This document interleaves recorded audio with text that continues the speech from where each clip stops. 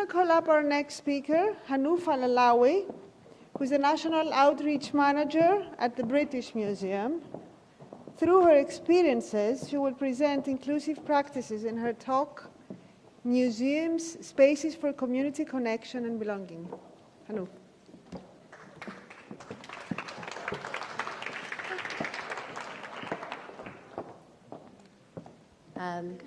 Kalispera, good afternoon, Masal Khair. It's such an honor to be here today, sharing this space with professionals from around the world, sharing their expertise. My talk is going to be a little bit different.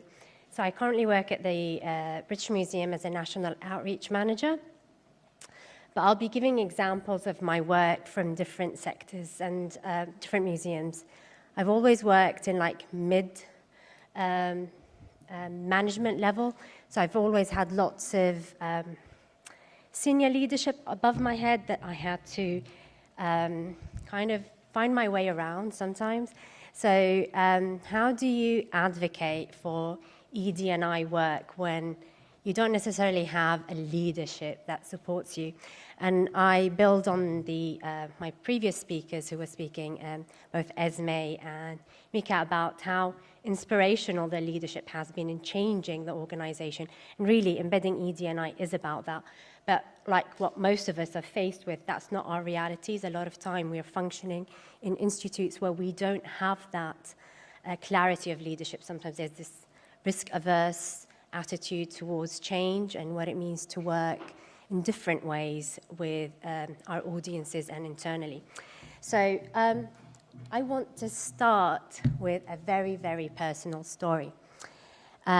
This came from me working at the Natural History Museum back in 2016.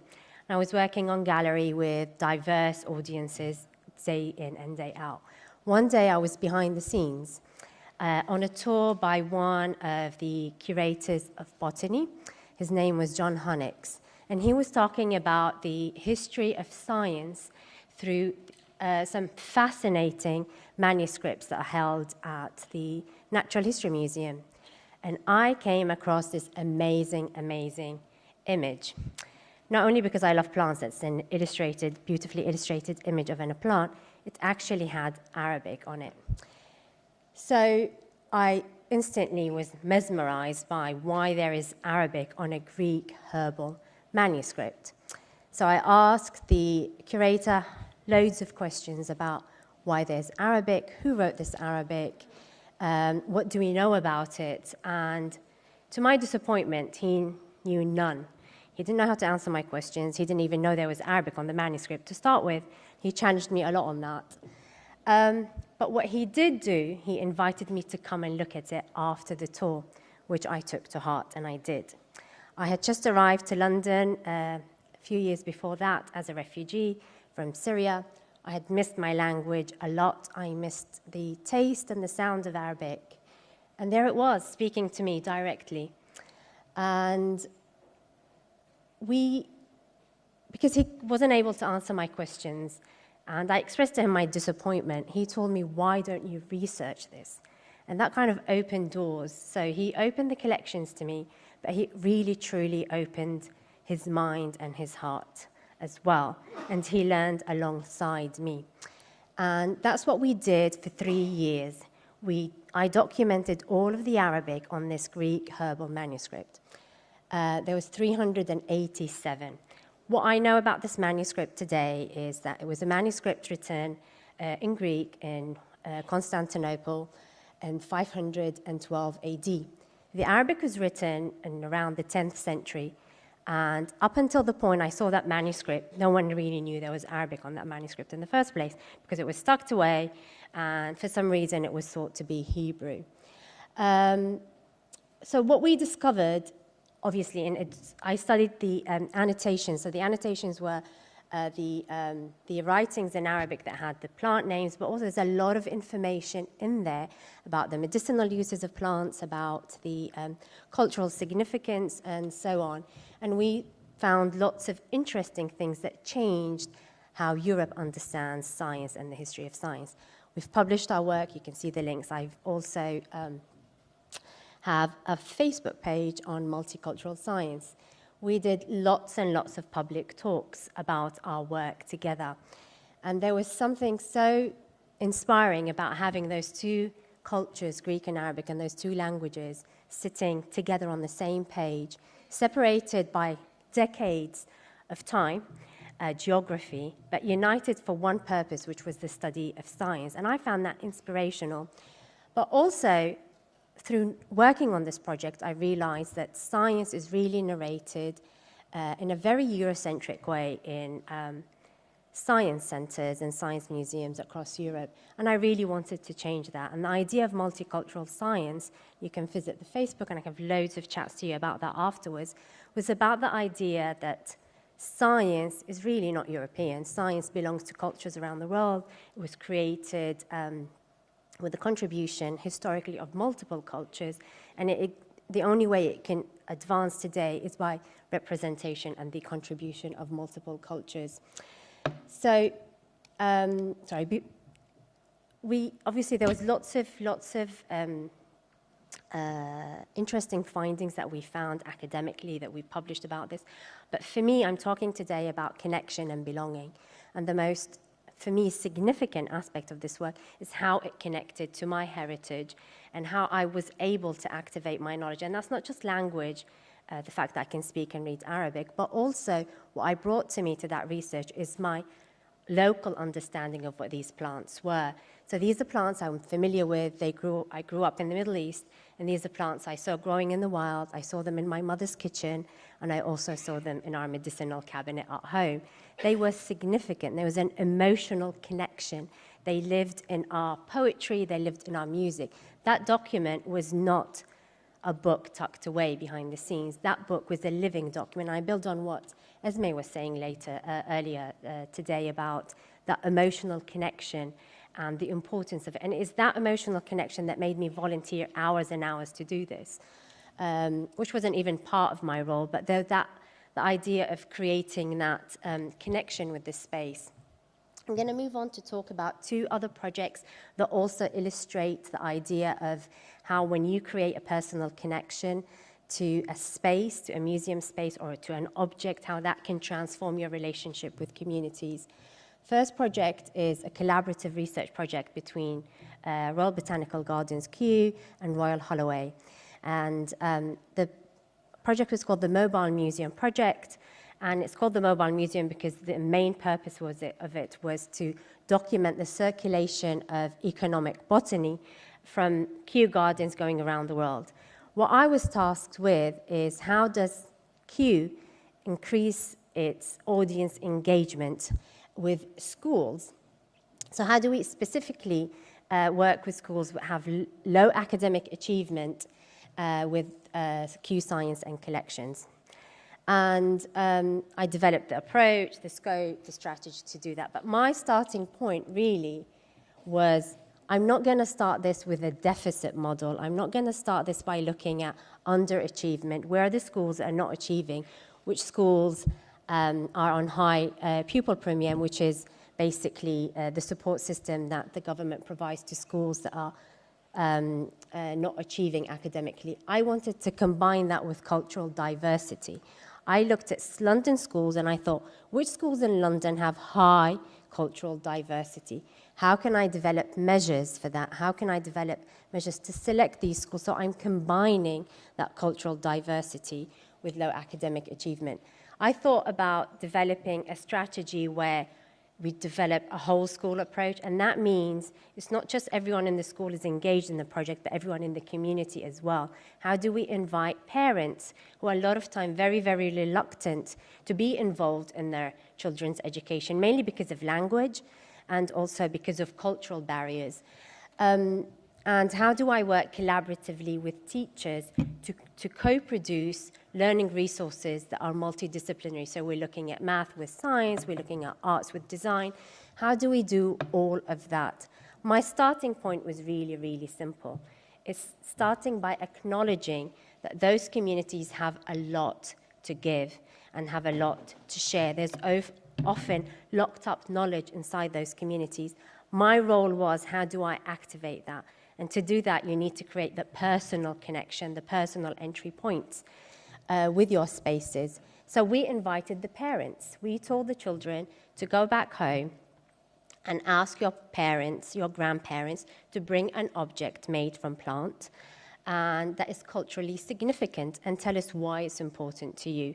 We brought the families and we asked the family to bring in their favorite food. We did loads of celebration events where it was the first time that parents were actually in the school with their children.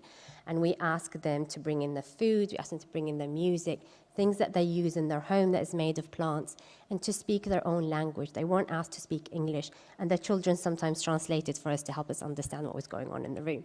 So that was the start of that project, and what we learned from it, we co-curated as well. At the end of the project, we co-curated school museums. So we worked with the children, their families, and the school, of course, to co-curate those museums, building on themes and ideas that are of interest to the young people.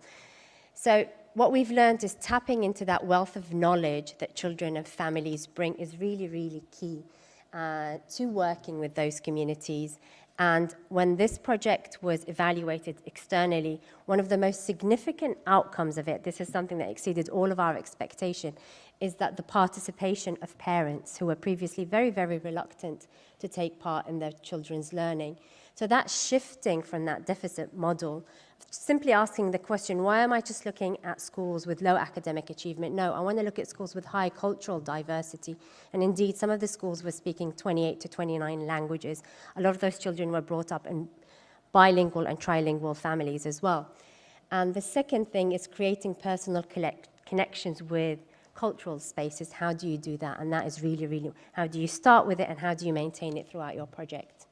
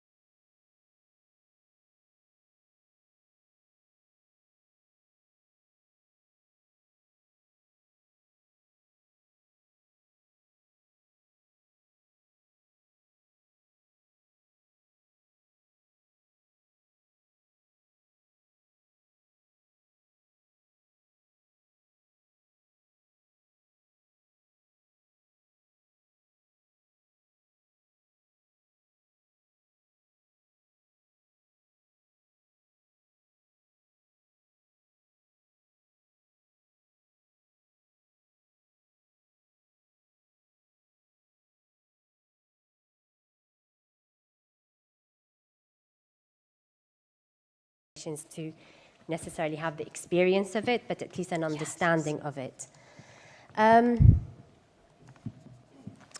So underserved, and it took a couple of months and lots of consultation during the development year of the program to actually find the right language to use when we're working with these groups of young people.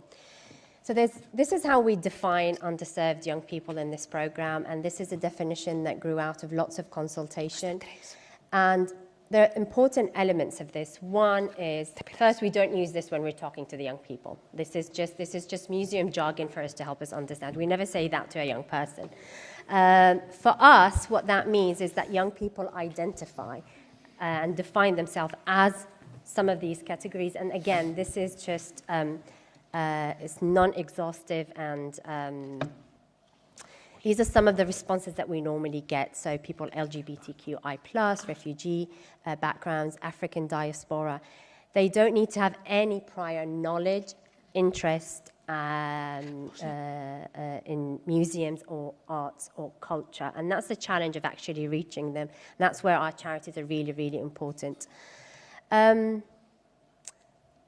And then, like I said, we start this process of co-production with young people led by our creative, highly, highly trained and brilliant creative practitioners. And a lot of time, as museum professionals, we get super excited about working with these groups because we don't normally work with them. And there sometimes tends to be a lot of pressure on what they're going to create at the end. Is it going to be something of public display? Can we display it? And I get that a lot working on this program. But I always push back because the emphasis has always been on the process and not necessarily the product. So some of the young people that we work with have lots of, adverse childhood experiences. Some of them have dealt with trauma before. And some of them are not really interested in displaying their work. They're so happy with the creative process and what they've explored. They're happy with the friendships that they form, the sense of safety and belonging in that space, the stability in the life that this program is creating. And that's okay. That's okay. And a lot of time, the evaluators of this program ask me, what does success look like for you as a manager of this program? And a lot of time I say, it's the individual journey of each and every young person. It's where they moved from their starting point to the point of, at the point of leaving the program. It's not something that I define. It's where they have moved from and to, and what that journey means to them. So it's really, really individual. And a lot of time my partners ask me, like, what's, your expectations or your themes or, that you want to see, and it's like whatever is of interest and of meaning to the young people. These are some of the quotes from the young people that we've worked with since 2021, since the launch of this program for the last 3 years. And a lot of these quotes really emphasize the space and the connection with that space and the safety. So art helps us explore. I feel welcomed and seen. And a lot of time this is coming from young people who have trust issues, trusting in adults in their lives. Sometimes we're the only adults in that space that they have trusted in a very, very long time. And for them to say that is really, really powerful. What have we learned? The importance of creation of a safe space. Stability versus change. A lot of time, evaluation is about looking at change over time. But in this program, what we've learned is stability in a young person's life is by itself success. They don't need to change, but the fact that they have stability over time in a person's life where there's a lot of turbulence, a lot of changes, the fact that they're stable over a period of time is success in itself. Co-production is really about being ready. Are you ready to hand over control? And that is handing the control over to participants, over to your partners. And from this year, we decided to adopt trauma-informed approach. And I'm going to be talking a lot more about what that means in the masterclass. But really, it means cultivating and prioritizing these key principles: safety, choice, collaboration, empowerment, and trust. So all of our work with young people is underpinned by these values. And we work with our partners to make sure that we create this in the spaces that we're working with the young people. I want to end with this image. So this is an image from one of the projects in Bury last year. It's called Bury Where I Am. And the young people were experimenting with portrait photography. And during that session, they were working with a professional photographer. And the young people decided to organize themselves into this family portrait, where the two young people standing were the mother and the father, and the two standing were the children. And they decided that structure themselves and how they defined their roles in that space. That's because the two people standing were the eldest in the room and the one sitting were the youngest. And that, to me, is a very, very powerful message. If they recognize that the safety in that space was more like a family, and how they see their relationships in that space, that they were family together. And to me, that is really, really powerful. And I hope that we continue to be able to create safe spaces for young people to be who they are, to feel seen, to feel welcomed, and to feel valued as they normally describe their experience with us at Where We Are. Thank you very much for listening.